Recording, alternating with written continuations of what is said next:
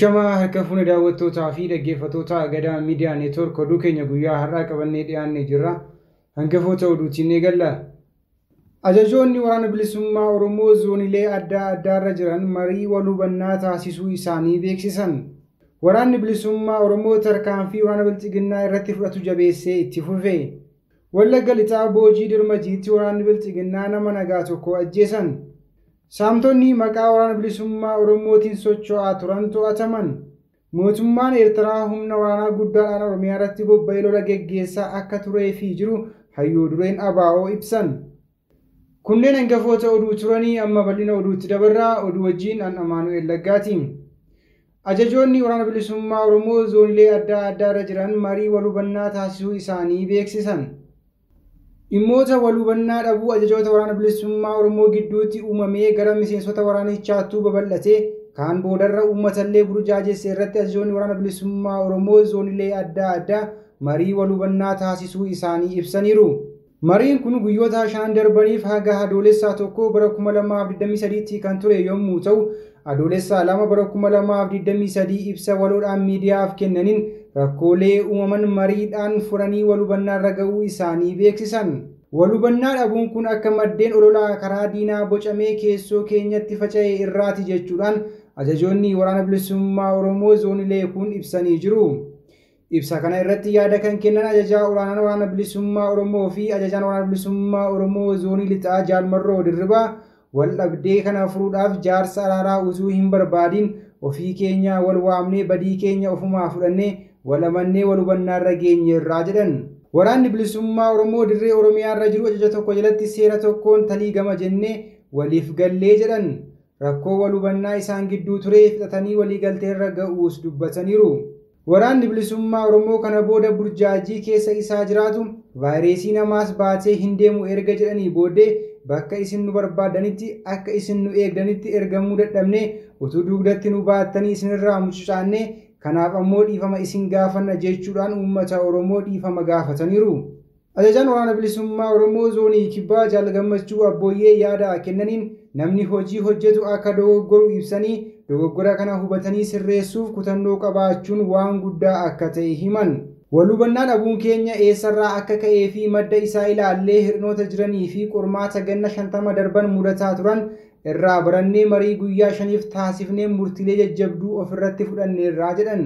Ittuma fufees badiilee wal hubannaa dhabuu kanaan mudatan kun kan akka gara seeraatti furamuuf koree waloo dhaabanii hojiitti kan seenan ta'uu himan. Jaal Gammachuu Abbooyyees rakkoolee wal hubannaa dhabuudhaan uumaman kanaaf uummata Oromoo dhiifama gaafataniiru. Waraanni bilisummaa Oromoo bakka adda addaatti sababa wal hubannaa dhabuu kanaan faffaca'anii jiran guyyaa mariin kun xumuramerraa eegalee gara jaarmiyaa waraanichaatti akka deebi'an waamicha dhiyeessanii jiru. Ajajaa waraana bilisummaa Oromoo zoonii giddu galeessaa Jaal Sanyii Nagaasaa yaada kennaniin wal hubannaa dhabuudhaan rakkoo uumame kanaaf uummata Oromoo fi deeggartoota waraana bilisummaa Oromoo dhiifama gaafatanii gocha sanaaf baay'ee gadduu himan.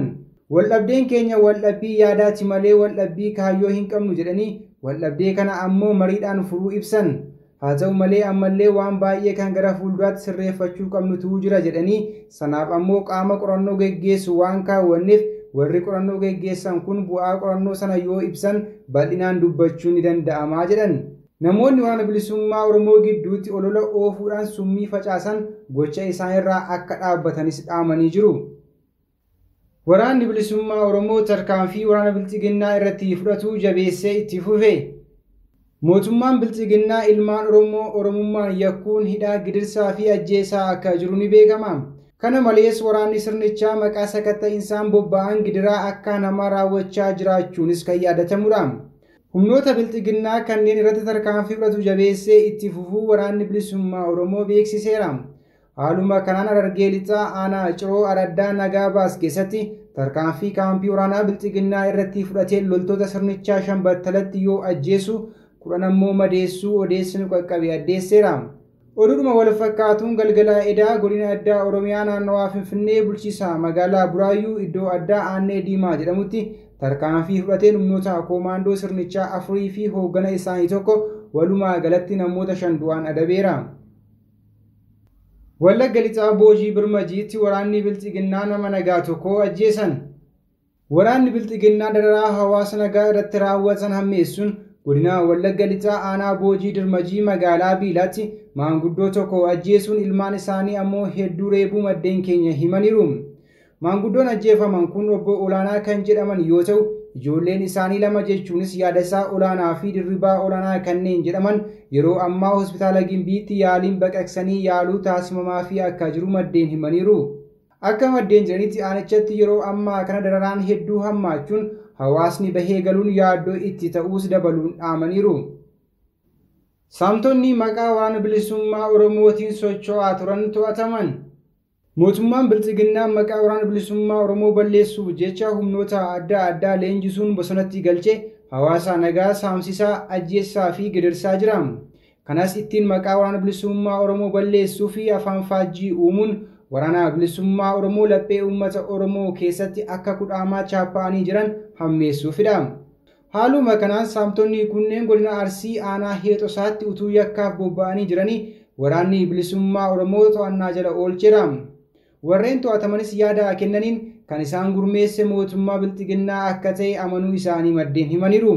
Torban darbee keessas waraanni bilisummaa Oromoo zoonii giddugaleessaa godina Shawaa Bahaa aanaa Boosatitti humnoota maqaa waraana bilisummaa Oromoon socho'uun uummata saamaa turan irratti tarkaanfii fudhachuun ni yaadatama.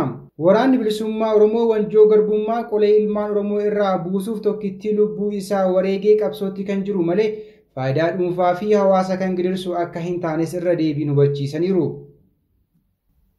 Mootummaan Eertiraa humna waraanaa guddaadhaan Oromiyaa irratti bobba'ee waraana geggeessaa akka turee fi jiru hayyuu dureen ABO Jaal Daawud Ibsaa dubbatan. Ayyaana hundeeffamaa adda bilisummaa Oromoo waggaa 50ffaa jaarmiyaa ABO biyya alaatiin qophaa'e irratti argamanii haasaa kan taasisan hayyuu dureen dhaabichaa Jaal Daawud Ibsaa dhimma waraana Oromiyaa keessaa irratti yaada kennaniiru. Haasaa isaanii keessatti mootummaan Eertiraa humna waraanaa guddaa bobbaasee Oromiyaa keessatti mootummaa Itoophiyaa gargaaree lola akka geggeessaa turee fi jiru dubbatan. Mootummaa Eertiraa dandeettii addaa kan qabu Oromiyaatti bobba'ee kana garuu dandeettii addaa dhaloonni kun horatee fi humna kuufamaa uummatichi qabuun olaantummaadhaan Oromoon ofirraa ittisaa jira jedhan. Humni Eertiraa kun humna Amaaraa Faannoo jedhamu of fuuldura qabatee mootummaa federaalaan gargaaramee duulli waraana Oromiyaa irratti geggeeffamus har'a ofirraa ittisuu qofa utuu hin taane humni Oromoo olaantummaa qabatee akka jiru dubbatan. Haa ta'u malee mootummaa Itoophiyaa kan abbaa dhimmaa lolaa kanaa ta'ee jiru ammaallee lolicha itti fufee ijibbaata lolaa jira jedhan. Dhiheenyuma kana akka isaan jedhanitti waxabajjii 30 bara 2023 mootummaan Eertiraa karaa Goojjam irraa laga Abbayyaa ce'ee lola gurguddaa Oromiyaa irratti geggeessaa ture jechuudhaan ibsan. Lolli ijibbaataa kun garuu kan abdii kutannaati malee kan uummata Oromoo abdii kutachiisu miti jedhan. Hayyuu dureen adda bilisummaa Oromoo Jaal Daawud Ibsaa kana kan jedhan furmaanni lola kanaaf furmaata siyaasaa ta'uu ibsanii haa ta'u garuu erga mootummaa Itoophiyaa mootummaa alagaa of gargaarsisee lola itti banee jiru kana Oromoon ammoo ofirraa ittisuu qaba kun mirga isaatii jedhaniiru.